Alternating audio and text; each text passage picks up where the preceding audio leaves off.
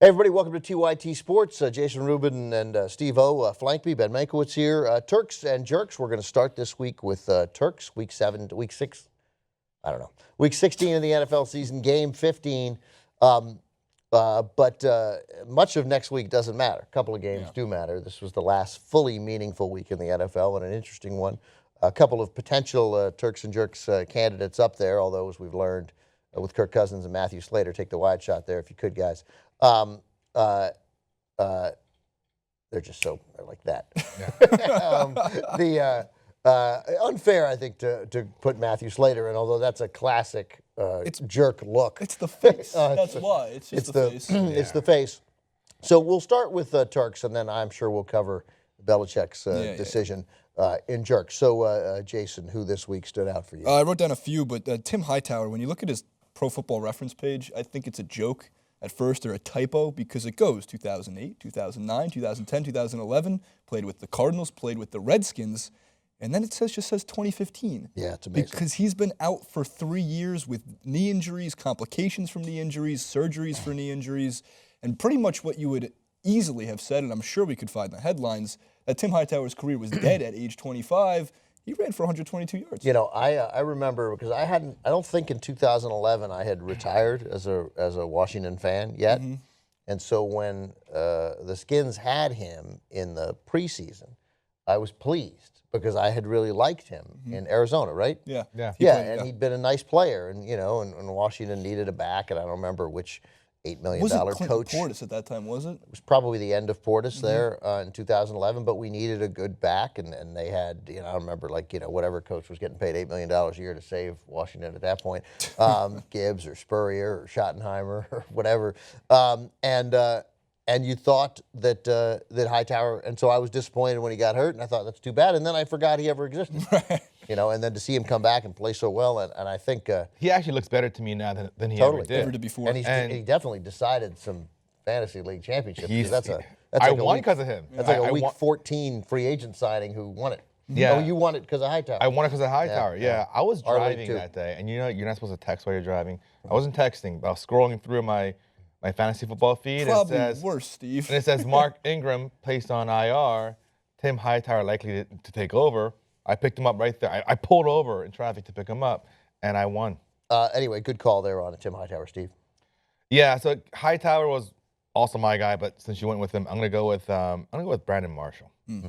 So Brandon Marshall, phenomenal performance again yesterday, and he has over 1,300 yards and 13 touchdowns this season, and he's been so consistent and so rock solid. Another guy on my fantasy football team, but he's been so good. It's not like he gives you 30 yards one week and then 4 touchdowns the next week. It's every single week.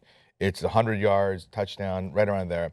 And it really should go to him and Fitzpatrick and Decker. I mean, they're all playing really well together, but I want to single out Marshall because I like the way he calls himself out. So in the last game against the Patriots, he screwed up a play that could have been a touchdown, and he was very hard on himself.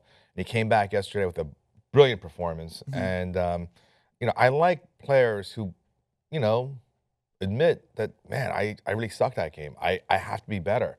And oftentimes they don't really own up to it, so it's great to see them owning up to it and then coming through. Yeah, and Fitzpatrick for the Jets, he's probably going to set the single-season Jets franchise record for touchdown passes. I think Testaverde had 32.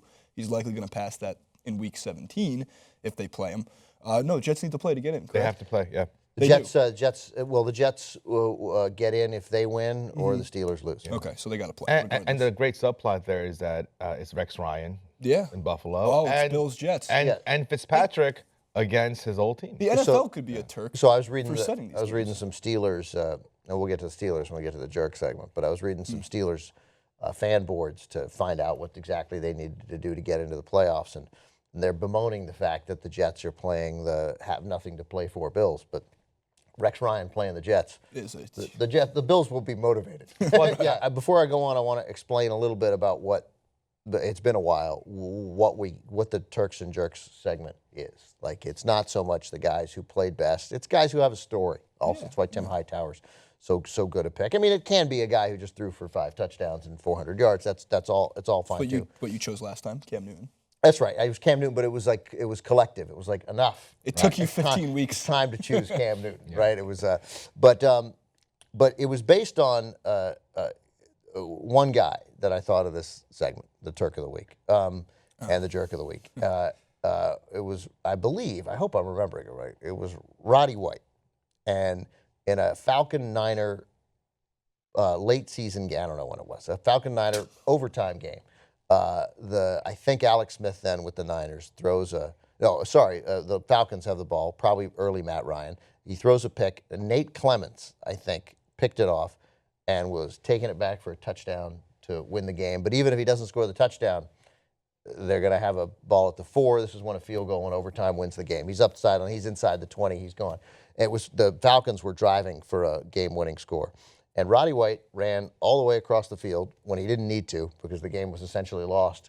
And not only tackled Nate Clements, he stripped the ball from him, and the Falcons recovered, and they won the game. And I was like, that's the that's the play. That's the hustle when you don't really need to hustle, when you had every reason to believe the game was lost. And he just won a game for him, all by himself. That play won the game. So in that spirit, you could go for the season with, I'm gonna have to glance down and make sure I get his name right, with Ike Mafuna and M. Kapali, because he had the good fortune of punching Geno Smith in the jaw and breaking it. Otherwise, the Jets were Todd Bowles was going to make, not for long, but for some period of time, they were going to start the season with Geno Smith, when clearly Ryan Fitzpatrick should be signed to a 3 or 4 year contract and should be the Jets quarterback, right? In this league where you can't find a quarterback, they have one. He plays. He's good enough. He's good enough. When you got a Todd Bowles defense, this guy who's a gifted defensive mind, you got some weapons on offense. So, but that's not who it is. In the spirit of Roddy White, the definition of a tough Turk of the Week football player, this week's Turk has to be Tim Barnes, the center for the St. Louis Rams. Yeah. Because he stole that ball from which defensive back? Earl Thomas. Earl Thomas. He stole the first fumble from Earl Thomas at a time that decided the game. And then 2 plays later, when Todd Gurley makes what appeared to be a fantastic leap, but then turned out to be a foolish leap because he leaped up, he brought the ball up in the air, and it left the ball exposed. He recovered the other one. Right. I mean, he recovered 2 plays. Fumbles on a drive that put them up 23-10. Yeah, and here's the thing. He's a center. What's he doing there? And it's not like he recovered a fumble that was right. The quarterback at the line of scrimmage. Right. I mean, it was like 15, 20 yards downfield, and he ran down and grabbed And the first one he stole. fumbles. He stole, and the referees lost control of that because they first said it was the Rams' ball, and then they changed it to the Seahawks, and the announcers were wrong, thinking that replay, you can't look at a recovered fumble on replay. It's got to be called on the field. And I think they made the right call. It looked like he had it, but just the mere fact that he took that ball, how the Seahawks didn't recover, they get everything. And watching Pete Carroll, who I like, but watching him go nuts and the crowd boo, I was pleased. I was pleased to be able to tweet. I feel really bad for Pete Carroll and the Seahawks fans. Nothing ever goes right for them. You got a little taste of what it's like to be on the other side. Sometimes it doesn't work out. That's right. And this time it didn't work out. So I think Tim Barnes a great choice for Turk of the Week. In the spirit, Tim Barnes, in the spirit of Roddy White. All right, guys, thanks for watching, and make sure to subscribe and watch our Jerks video. Sorry, Jason. Nailed it. Our Jerks video, which we'll also have posted.